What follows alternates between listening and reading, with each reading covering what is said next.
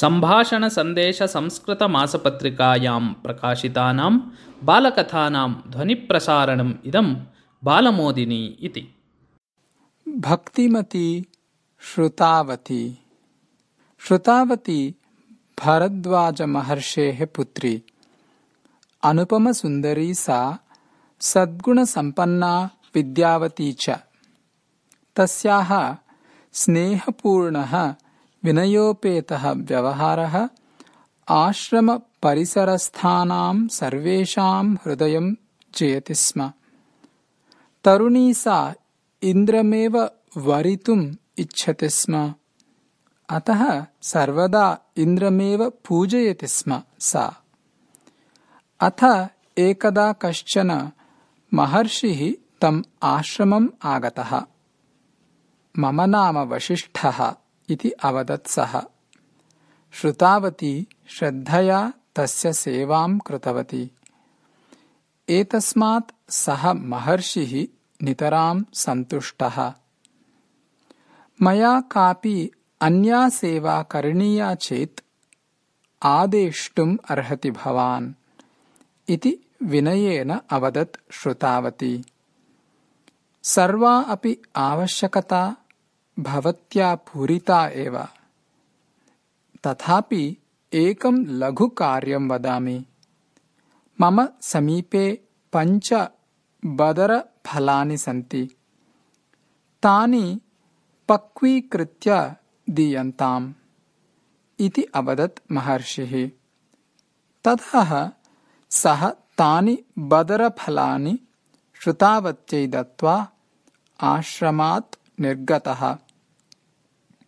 श्रुतावती तानि पात्रे स्थापयित्वा चुल्लेः उपरि पात्रं निधाय अग्निम् उद्दीपितवती। दीर्घकालः अतीतः, तथापि तानि फलानि न पक्वानि एव।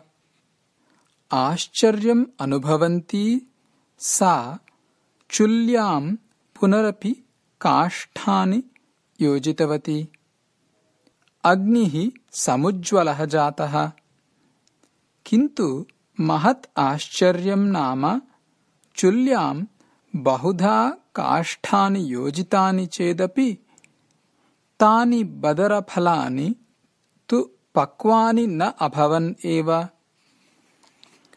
महर्षिः मम परीक्षार्थमेव एतादृशानि फलानि दत्तवान् इति अवगतवती श्रुतावती।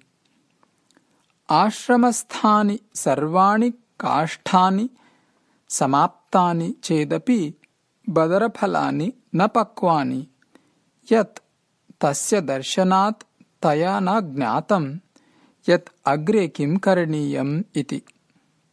असाफल्यम् अङ्गीकर्तुं न सज्जं तस्याः मनः। अतः सा काष्ठत्वेन स्वस्य पादौ एव चुल्यां स्थापितवती। अहो आश्चर्यम्! तस्याः पादौ न दग्धौ। महतः शैत्यस्य स्पर्शः अनुभूतः तया। अपरस्मिन् क्षणे देवराजः इन्द्रः तस्याः पुरतः प्रत्यक्षीभूय अवदत्, कल्याणी, अहमस्मि देवेन्द्रः। तव परीक्षणाय अहं वसिष्ठरूपं धृत्वा आगतवान्। तव भक्त्या अहं सन्तुष्टो अस्मि। तव इष्टं सिद्धं भविष्यति।